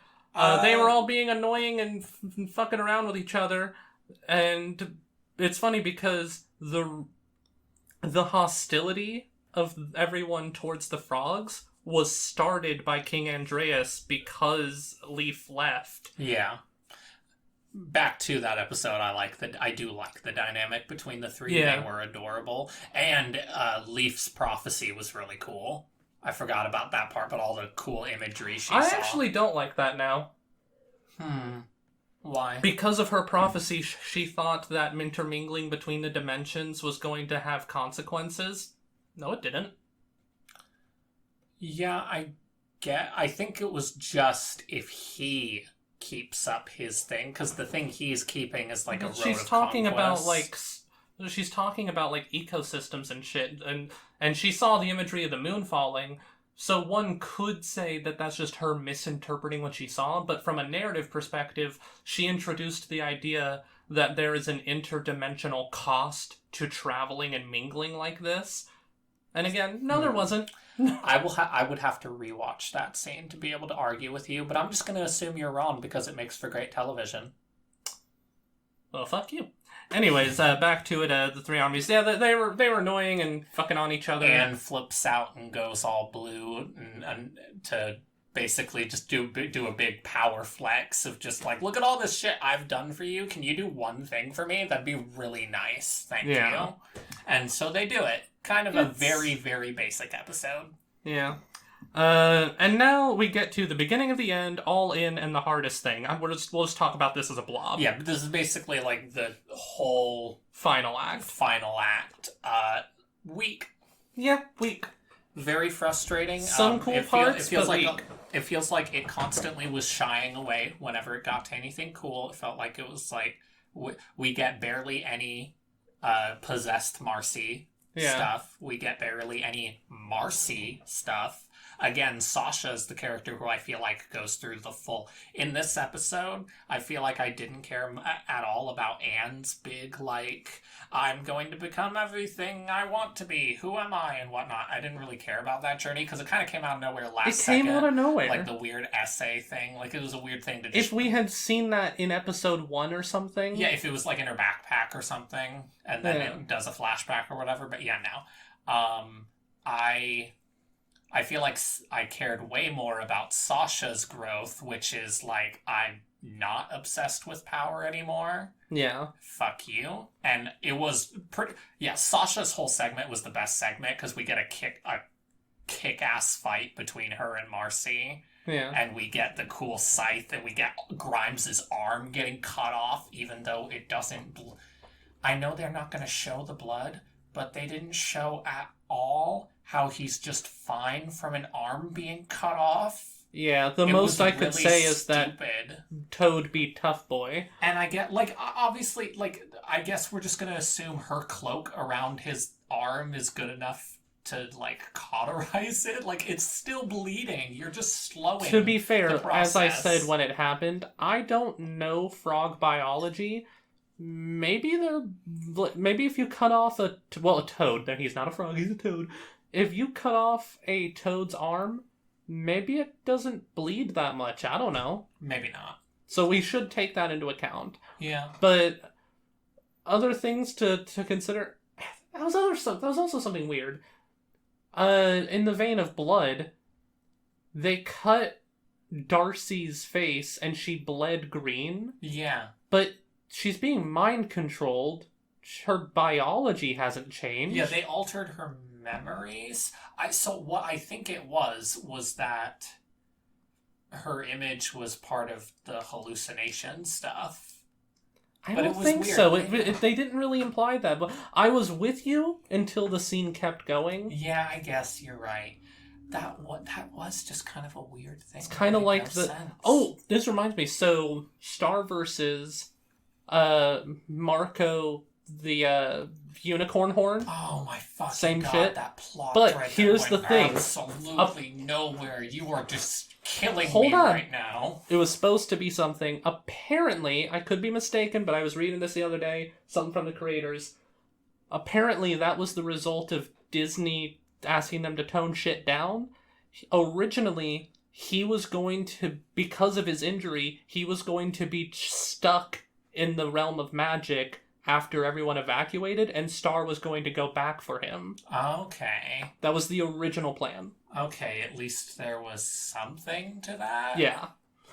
The dark magic in general has kind of like no bearing on the plot of Star versus, but we are not talking about If Star you want to hear our rant about that, we said all we need to say in that video, which still gets a lot of views. But yeah, as for this finale, it's just, I don't know, there was like 15. You know how you have the one big inspiring speech to the characters? Yeah. They had like 50. That's what I was talking about earlier, where it's just like, it just goes on and fucking on. I feel like Jesus from Jesus Christ Superstar, where he's like tried for 3 years, feels like 90. Yeah. And what sucks about it, too, is that there's moments that could have got a tear out of me, but I was already so emotionally deadened by all the bullshit speeches. Yeah. So at the end, when it does the flash forward and it shows everyone's like lives now, and they talk about like, oh, you won't believe what job Anne has now, and it shows an aquarium, that alone nearly got me. And then when she's talking about the frogs, and I see how she's recreated the town in the background Wartwood is a little what is it called? Terrarium for the frogs. I'm like, oh my god, my heart! Very sweet. the emotional impact of that was deadened Yeah. because they have been trying to pull at the heartstrings the whole fucking episode. I also just kind of think the shit with the moon just didn't need to happen. It was a weird total stop to the plot and then totally do an entire new plot out of nowhere. It felt really out of nowhere, just kind of how it was like, and now we have this new thing to deal with. It's like freaking... It's almost like friggin' what's-his-face showing up at the end of Final Fantasy IX, but like in a TV show, where it would be weird to do that. So, the moon is foreshadowed, partly, just by the very nature of it features very heavily throughout the series. Yeah. And also, in Season 1, the finale, when Sasha's dangling off the cliff, the moon is just huge. It takes up the entire background. Yeah. So they were clearly putting emphasis on the moon's existence and how it's probably going to tie into the plot. And then, of course, there was the flash forward, like the moon coming down. But, So when it happened, when the helmet went up there, we both thought the same thing. The moon is the core. Yeah. In which case, holy shit, no, it's not. It's just a space station that they made when they were at the height of their power. Yeah, it's like another hub that he plugs into, basically, because it's got a bunch of eyes around it. It can easily serve as a new core. Yeah. But... Well, it clearly has the memory capabilities of it, which, by the way, that's something I would have wanted to touch on, too.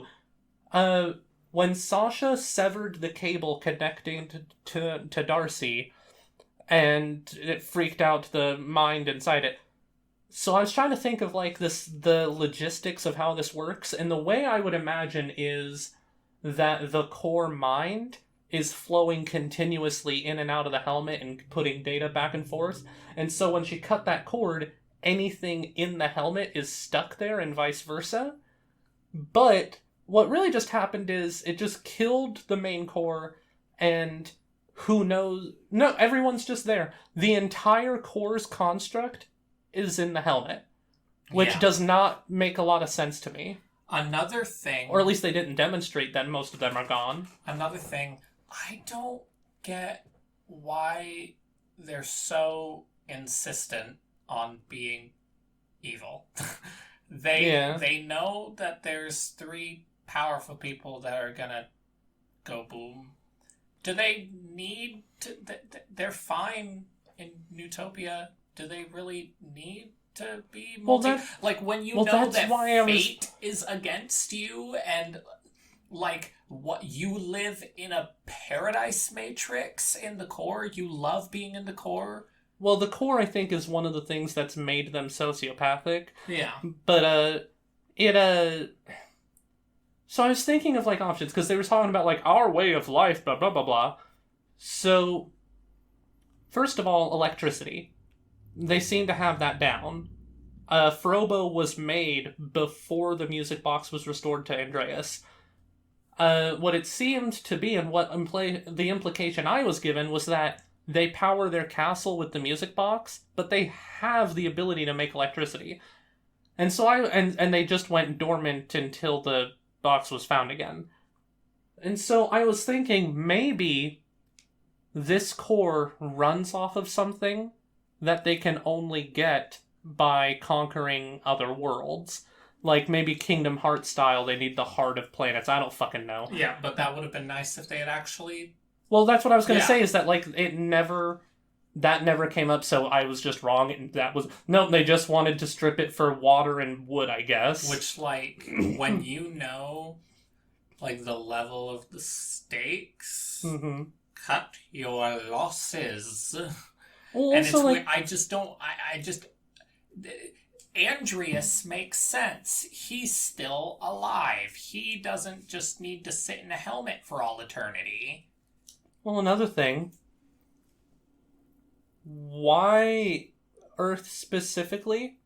If you have access to the multiverse... There are literally, like, an infinite number of totally, like, only filled with animal worlds. Yeah. Yeah. Like... Maybe they want to take already mined iron, but I don't know. It just seems like it's easy. Well, I can understand it from a perspective of look, we're warlords. We think it is our God-given right to conquer. That's always been the excuse throughout history. I get that. That's enough of an explanation for me. But logistically, I just feel like we're missing pieces. Yeah. Well, like, to me, it's like the Ferengi in Star Trek. It's like, peace is the cheaper option. Yeah. And, like, so, like, you're investing... Why are you investing in this? It would be so much easier and more beneficial if you just went to worlds. Or even just more primitive worlds. You're never going to run in, if you just know where you're doing, you never run into a world where you have difficulties. They should have explained how the space hopping works, too, because they already knew what Earth was. Yeah. So while you've been talking, I've been not listening at all and thinking up something. That's fair. I was half listening. Because I went down a train of thought. So, motivations, missing. Marcy development, missing. Idea. So here's my new, completely fabricated arc that we're just going to inject into the show. Okay. So, after Darcy is born, and Marcy's, like, in her mind house, the core, each person in it is sentient. They are their own person still, just living within it. And, God, what is their name? Anne says, no. Was it Marcy that said it? Whatever. One of them said that the core's motivations is fear. Yeah. The fear of Marcy being destroyed. Says that, yeah. And, like, that's why they're so adamant and on the offense all the time. What if Marcy talks to some of the people inside the core, and we get a little development of those characters, not broadly, not like completely, but get like a broad idea, and Marcy can sort of like turn the mind, because it does have to be a consensus. Yeah. And maybe in the final battle, first of all, the fear, I think that's another good enough explanation. I just wanted to see it more demonstrated, is that they're so afraid of being destroyed that they exist as a completely offensive, war-driven society, because that maintains them being the strongest. I get that, but I want to see that demonstrated, and I want to see Darcy talking to the core, and Marcy, and I want to see her own fears be explored because of that. Yeah. And then in the final battle, when the core is like bringing the moon down, within it, there could be a lack of consensus, and it could slow down. That'd be cool, yeah. So there is my episode, maybe 2-episode injection of Marcy and core development that I would have liked. Yeah. The final battle just feels very anticlimactic and feels weird. I feel like they satisfied everything in the first fight, in the first part. I don't feel like the moon added anything. Well, also the super powered up teenage warriors thing. It was very flashy and very funny. Not a lot of substance to it. It was very tone clashing for me. It would have been really nice if we got to see Marcy and Sasha's powers before the final fight. It would have been nice if they had rewritten the plot that they are the power and they didn't necessarily give it all to the stones. If they had rewritten it and they just have to access that power, that would have been way cooler. That's what I was hoping for. I was hoping Sasha and Marcy were going to unlock their powers. I would also accept, and this wouldn't change the plot much, what if you had Sasha... You don't even need to do it for all three of them, but to demonstrate that it works for all of them... Well, no, I guess we did see that. Sasha, didn't she power the hammer? No. Or something, because the hammer has the same energy signature, which was picked up on later. Yeah, I think the hammer just has it. Because the blue stuff, the blue energy signature is just on Earth without Anne being there or anything. And I think some stuff, like the robot factory, I'm pretty sure it glowed blue and shit. I think there's still energy reserves. Maybe. But, either way, let's pretend that just flat out that nothing happened with the hammer, for simplicity's sake. Sasha could have a thing where her eyes spark red or whatnot, Grimes is in trouble, and she just punches someone really hard. Yeah. She doesn't need to go power-up mode, but demonstrate just like, oh, they've all got a little percolation Especially going. if you're going to try and give them unique powers, like Marcy had, like, dice powers or whatever, and Sasha had, like, very physical, heavy powers. She rolled a nat 20. I want to see a nat 1. Yeah. But yeah, that entire final fight was just a big spectacle, really. I feel like I felt nothing watching it. It just felt weird. It should have all just been one fight. They should have either they should have done something different with the moon shit, or just not had it, because the weird gap where they win, but then there's another big thing. Like, it's just weirdly tongue clashing for me. I didn't like it. In other things, that's been done well, but something about this, I just didn't care for it. The pacing of this show, or the writing, rather, like how everything's structured, is already kind of, pardon me, Jesus, is already kind of sloppy this season. And so it's like my patience has basically run out. Yeah. But I guess, like, speaking about the end, it was nice to see Anne has a statue now. It only took 10 years, I guess. Well, no, I think that was 10 years after. Was there a double time skip? I think it was a double time skip, because he was still a kid. Yeah. He wasn't. I mean, they're going to go explore a completely new continent, completely unexplored by frog, toad, or newt. I wonder what they'll find. I don't know, the Boiling Isles? Fuck it. Maybe. But, actually, maybe they do exist on, like, a weird sea, endless sea, and they're just a lily pad on it, so... Yeah. But, I think that they are different dimensions, though. Probably. But anyways, with the Anne stuff, and it just ends with them, like, there's no hint that they might meet each other again. It's just, they haven't seen each other in 10 years, and the end, and they'll never see each other. I'm like...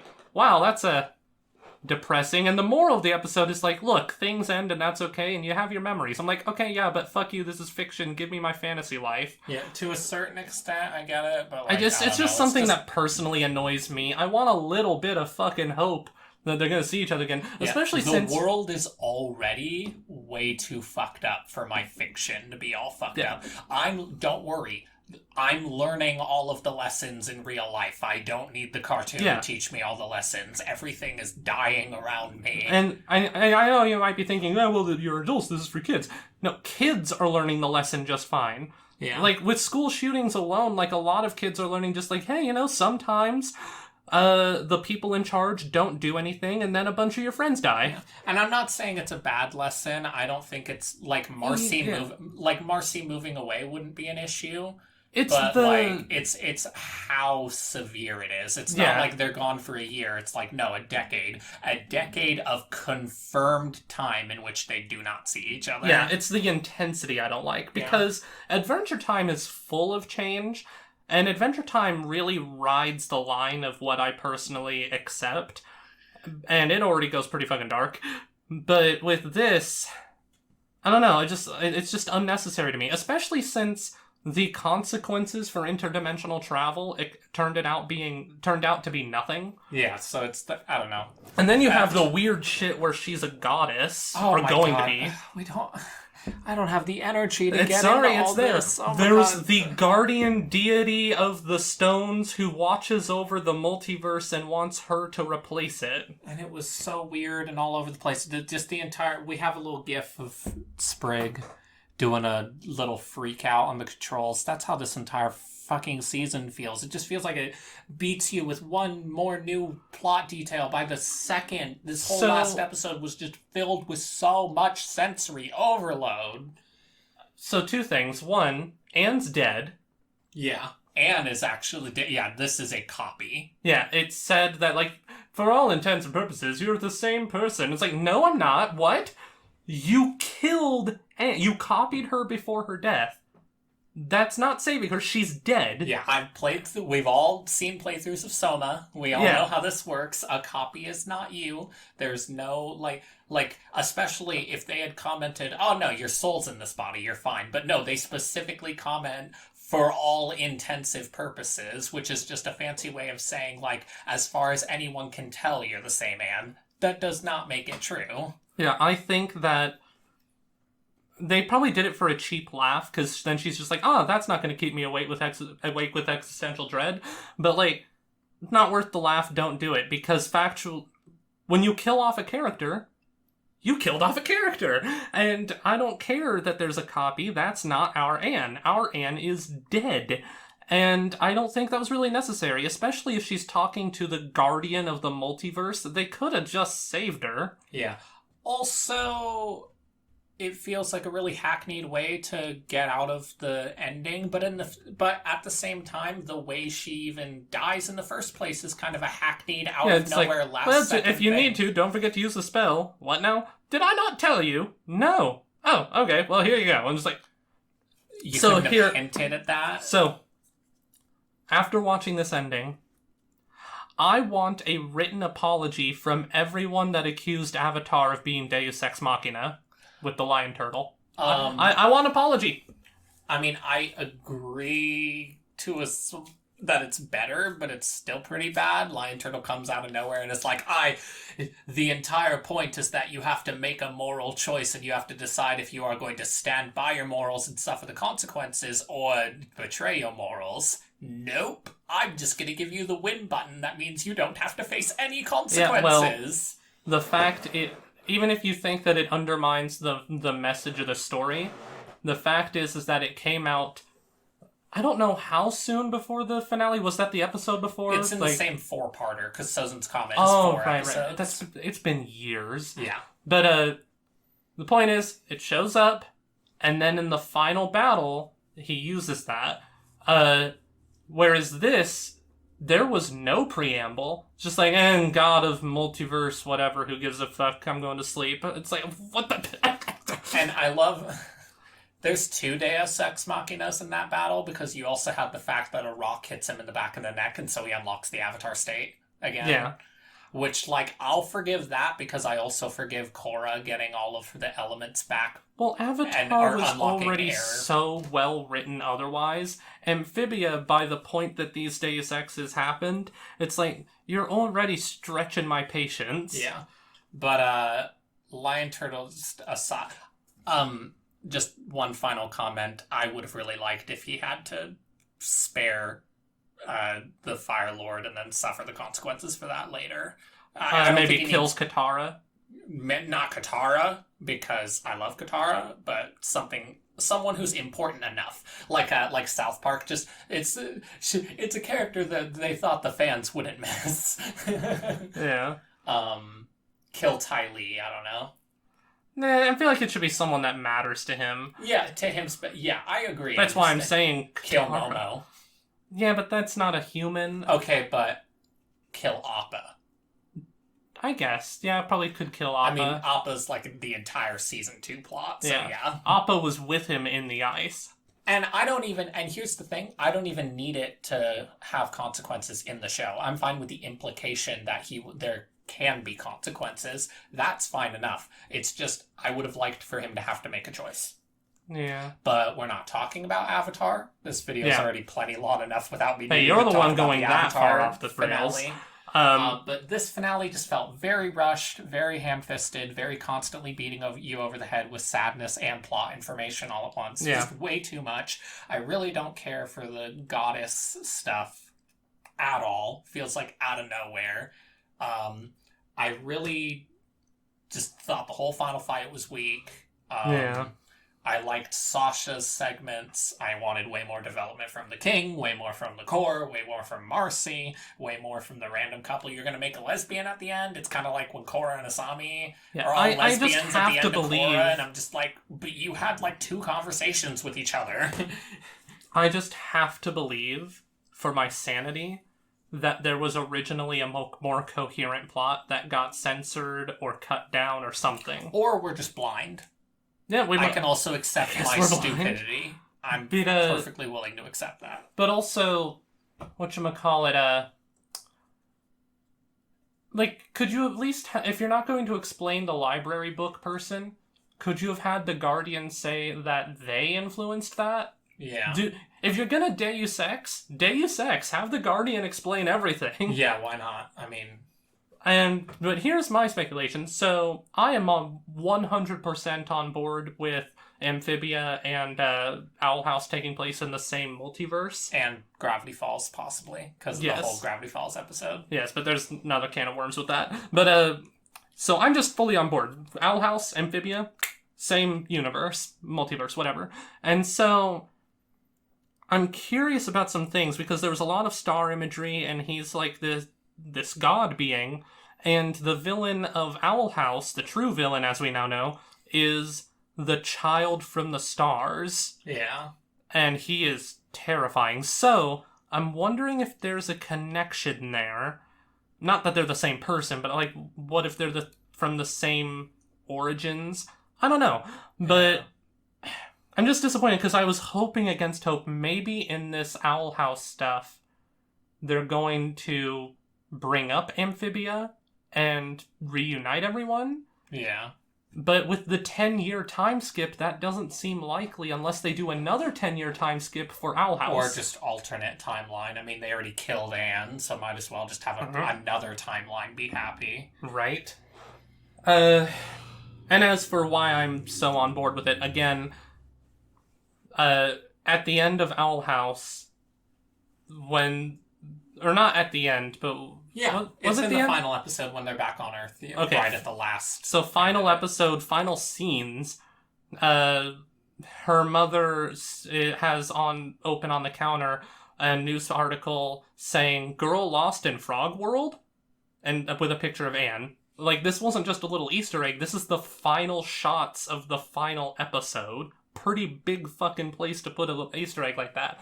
And in Amphibia, when the crazy dimension hopping or whatever the fuck doctor lady was showing the pictures she took of other worlds, they were all blurry and incomprehensible except for one, which was clearly the Owl House. Yeah. So it's like, no, they are connected. Fuck you if you say otherwise.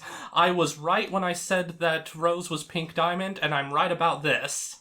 We called it really early. We never gave up hope. Like season 1, we called it, and we refused to believe any of their lies that it wasn't true. It was just like literally everything in the show is pointing towards it. I refuse to believe you. That's why I don't trust what creators say. It's just like, yeah, no, creators lie. Yeah. Because people say like, no, yeah, the creator said that that's not what it is. I'm like, yeah, and creators have lied to me. Yeah.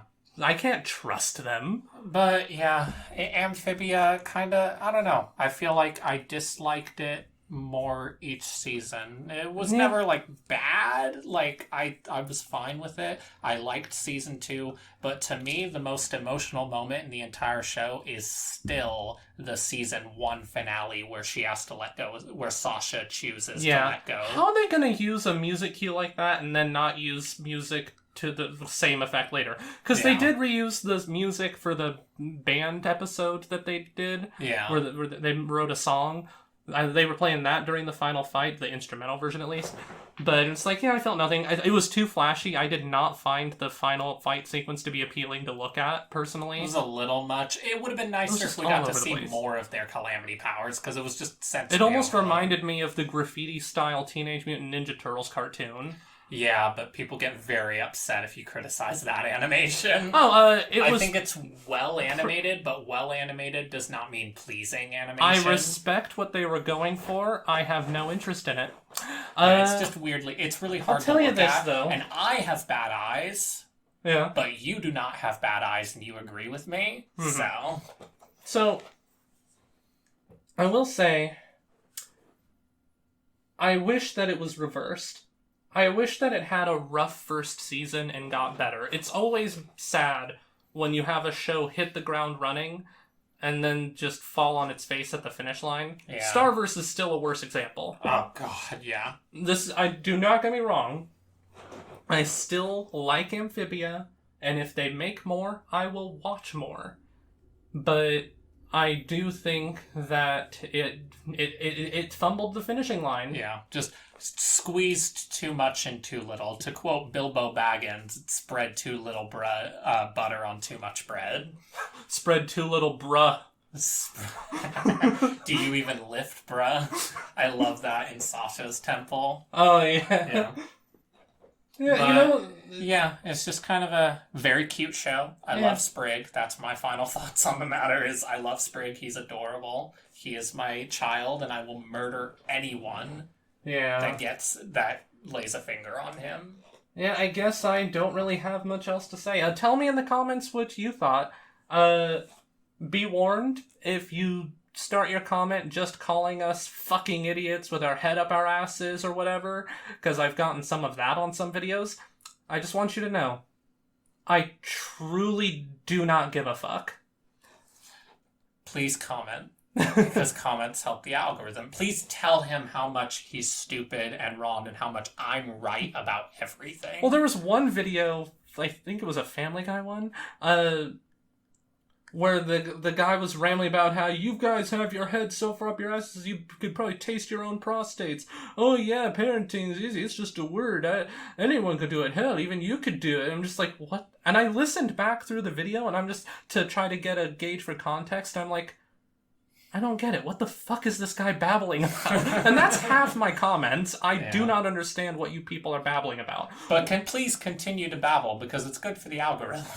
On the werewolf video, where I basically recall I came to the conclusion that there is no werewolf on Bray Road, I have a comment saying, werewolves aren't real, come on. It was like, yeah, that was the point. I'm a wolf man. No, that's the sequel where I proved werewolves were real. Yes. But anyways, that's it. Yeah. I have nothing else to say about Amphibia except random conversation in the future. Remind me to... if we ever do a video this long again,